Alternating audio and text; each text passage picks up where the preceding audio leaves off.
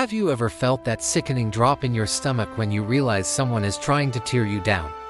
That feeling when whispers turn into rumors, and suddenly, you're looking at a version of yourself you don't even recognize, painted by someone else's brush.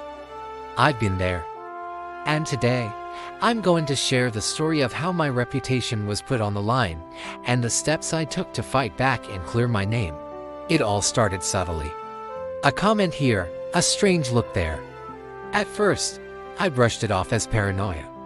Why would anyone want to target me? I've always tried to be fair, to be a good friend, a reliable colleague. But then, the whispers got louder. I started hearing things about myself that were not just untrue, but maliciously twisted. It felt like I was in a movie, watching a character with my face do and say things I never would. The source, I later discovered, was a group of people I once considered friends, driven by a mix of jealousy and misunderstanding. The initial shock was paralyzing. I wanted to hide. I wanted to scream. My first instinct was to lash out, to post angry rebuttals online, to confront them publicly. My emotions were a whirlwind of anger, hurt, and confusion. It felt deeply personal, like an attack on my very core. I spent a few days just reeling from the impact. I questioned everything, even my own judgment. Had I done something to deserve this? Was I really the person they were describing? The gaslighting was so intense it started to work. My confidence plummeted, and the anxiety was crushing. But then, something inside me shifted. I remembered who I was. I knew the truth, and I realized that hiding and letting these lies fester would only give them more power. Letting them win wasn't an option. I decided I had to take control of the narrative, not with anger, but with strategy and integrity. This wasn't just about winning an argument, it was about reclaiming my identity and my peace of mind. The first step was the hardest. I had to disconnect emotionally. Reacting with anger would only add fuel to the fire and make me look unstable, which was exactly what they wanted. I took a deep breath, and another, and another. I decided to approach this like a problem to be solved, not a battle to be won. I logged off social media for a few days to clear my head and stop myself from impulsively responding. This digital detox was crucial. It gave me the space to think clearly, away from the constant barrage of negativity and speculation. Next, I started gathering evidence. Not for a courtroom, but for my own clarity and for the people who mattered. I took screenshots of the false claims. I documented who was saying what and where. I made notes of specific lies and the truths that refuted them. For example, they claimed I had backed out of a group project last minute, leaving everyone in the lurch. The truth? I had communicated weeks in advance that I had a family emergency and had already completed my portion of the work before I left. I had the emails and text messages to prove it. Compiling this information wasn't about plotting revenge, it was about arming myself with facts. Facts are solid. Rumors are smoke. With my evidence organized, I had to decide who to talk to. I knew I couldn't convince everyone, and trying to would be exhausting. So, I made a list of the people whose opinions truly mattered to me, my close friends, my family, and a few key colleagues whose respect I valued. I didn't want to make a big public announcement. That would just create more drama. Instead, I chose to have quiet, one-on-one conversations. This was the most nerve-wracking part. I approached each person calmly. I'd say something like, "Hey, I know there's some stuff going around about me, and it's really not true. I value our friendship, so I wanted to share my side of the story with you directly." I didn't get defensive. I just laid out the facts. I showed them the emails. I explained the context. I was honest about how much it hurt, but I focused on the truth, not the drama.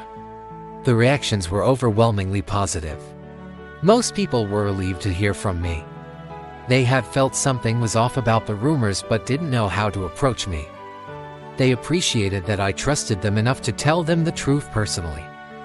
Some had already defended me. Others admitted they were confused and were grateful for the clarification. These conversations were incredibly healing. They reminded me that real relationships are built on trust, not gossip. It also showed me who my real friends were. The ones who listened and supported me were the keepers. Now, for the people spreading the rumors. I made a conscious decision not to engage with them directly. Confronting them would lead to a he said, she said-ness. They were thriving on drama, and the best way to shut them down was to starve them of it. So, I blocked them. On my phone, on social media, everywhere. I created a digital fortress around myself. Out of sight, out of mind. It was an act of self-preservation. Some might see it as avoidant, but I saw it as choosing my peace over their poison. Instead of fighting their fire, I focused on building my own. I doubled down on being myself. I focused on my work, my hobbies, and my genuine friendships. I kept being the reliable, positive person I've always been. My actions became my best defense. While they were busy whispering in the shadows, I was out in the light, living my life with integrity. Over time, people see that consistent, positive action always speaks louder than fleeting negative words. The rumors started to fade because my reality didn't match their fiction. The narrative they created crumbled because it had no foundation in truth. Slowly but surely, the tide turned. The truth has a funny way of bubbling to the surface. People saw my consistent behavior. They saw the positive relationships I maintained. The contrast between my actions and the rumors became too stark to ignore. The people who spread the lies eventually just looked bitter and petty, and their credibility eroded.